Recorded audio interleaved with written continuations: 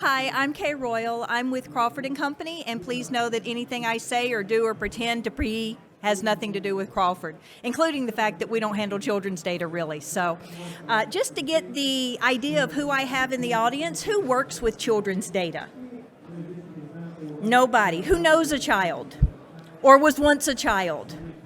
Okay, beautiful. Then we have a good audience here. So I guess the more important thing is that I host the Serious Privacy Podcast. It's really good.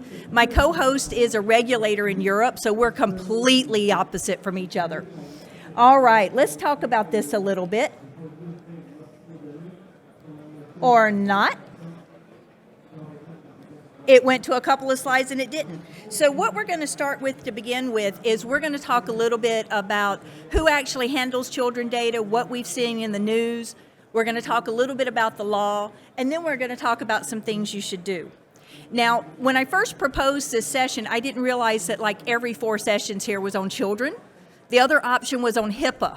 So if y'all have a question on HIPAA when I'm done, feel free to ask. I can address that too. But when it comes to children, you've seen the headlines, right? We've got some of the biggest names out there that are hitting the headlines. We've got YouTube, Mattel, Microsoft, TikTok, OpenX, Microsoft, everybody hitting the headlines, right? And you're probably wondering, why does that matter for what you do? Well, it matters because the reason they're getting in trouble are some of the things that you can help prevent. And you learn a lot from reading the settlements or reading the enforcement decisions on what they do. So probably the most recent one was TikTok, 350 million euro out of the Irish DPC. And what TikTok got in trouble with was treating children's data wrong, collecting data on children, not protecting the data on the children, and not making sure that what the children were doing actually was legal.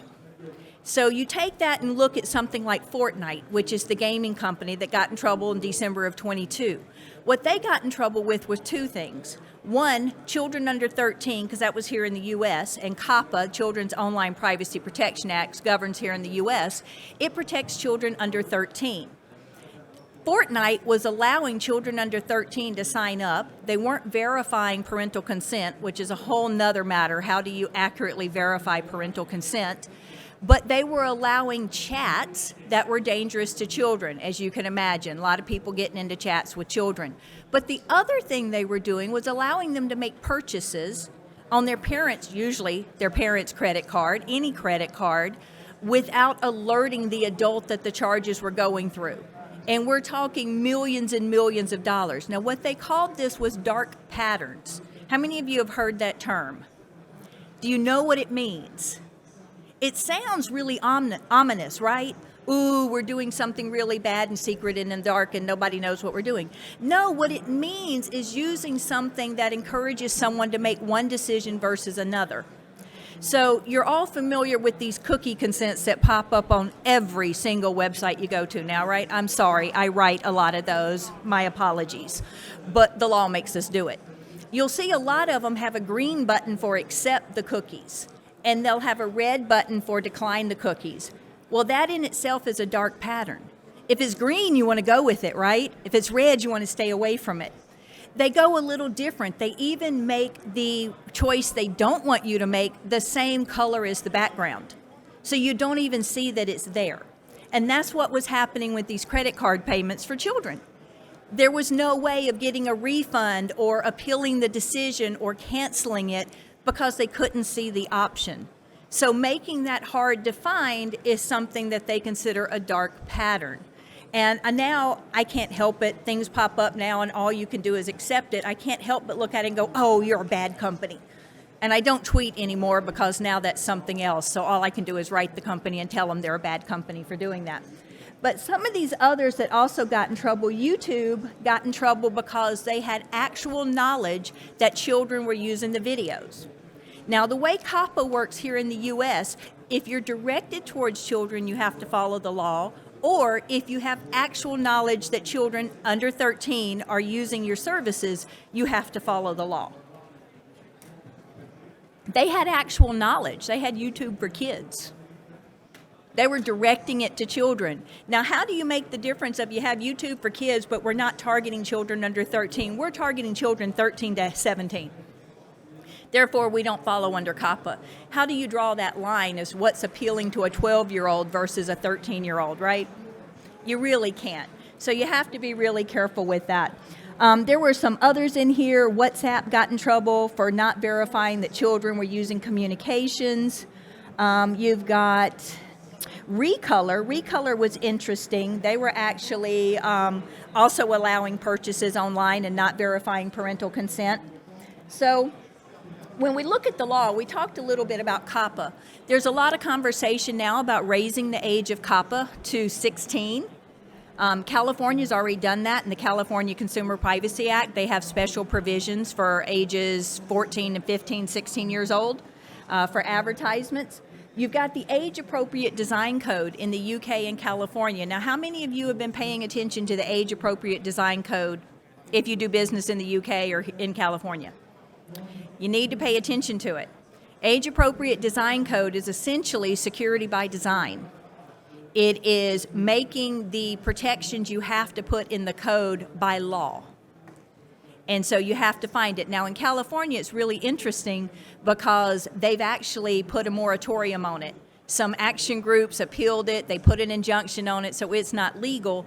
The California Attorney General is actually appealing that right now, trying to make it be in effect while it's going through the courts. You've got C-27 here in Montreal. They do have information on minors is considered sensitive. However, they don't define minors and they don't define sensitive.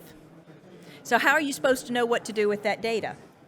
U.S. state law. Now, we've got 5 U.S. states with omnibus privacy laws, and we don't have an omnibus privacy law in the U.S. That means it's a privacy law that protects all data. We're the only country that does that. Here in the down below us in the United States, the only way you get privacy protection on your data is if you are a customer of a certain sector. Healthcare, you've got HIPAA. Education, you've got FERPA. Now we've got states passing omnibus privacy law, California being the first. We now have Virginia, Colorado, and Connecticut in effect this year. Utah goes in effect at the end of the year. 7 more states passed omnibus privacy laws that go into effect 24 or 25. So we're going to have 13, 14, we're going to see more next year that actually have omnibus privacy laws. That's going to be really difficult to navigate around if you're trying to know what data to protect and to know how long to keep that data and what users can have access to that data, because you're going to have a lot of conflicting laws. You've got data deletion. Now, this is a big, big issue. A lot of the companies that get in trouble with the FTC, they have to delete the data that they collected illegally. Would you be able to go through your systems and delete that data? Really, really difficult, right? Now, one of the other things to consider is some laws think it's reasonable that you cannot delete data from backups. Other laws say, oh no, you have to delete from backup. That's technologically infeasible and impractical, right? But the laws don't really care what you can actually do. You've got student protection laws coming up across multiple geographies, along as ads and tracking, and then age verification. Now, age verification is really going to involve a lot of cyber know-how, because we don't have really good processes to verify someone's age, and we don't really want all the other information they would give us, right? We don't want the driver's licenses and the biometrics and everything in our system, because then we have to protect it even further. Now, these are the states that actually tells you which states protect children's privacy in the green and which ones do not in the red. So you can see we don't have a lot that actually protect children's data in particular. But just because you can do something, this is the end question, should you? Just because you can get payments without people being able to ask for refunds, should you? Just because you can allow children on your website or in your application, should you? Just because you can collect the data, should you keep it? Should you use it? Should you use it for secondary purposes, such as using it in your software development test environments and development environments? You're not supposed to. You're not supposed to use any of your actual data in your development environments. You're supposed to create test data. How many in here actually do that on a legitimate and consistent purpose? So just because you can do these things, should you? And that's the question that's in front of all of us, and that's where it comes in security by design. You have to question what users have access to what data, and you may have to go to the element level. You may have to mask or obfuscate or anonymize actual data elements in a table and not just the table itself. You have to start getting granular with the protections you put in place, and some of the big companies that got in trouble, they got in trouble because they didn't control what users had access to the children's data.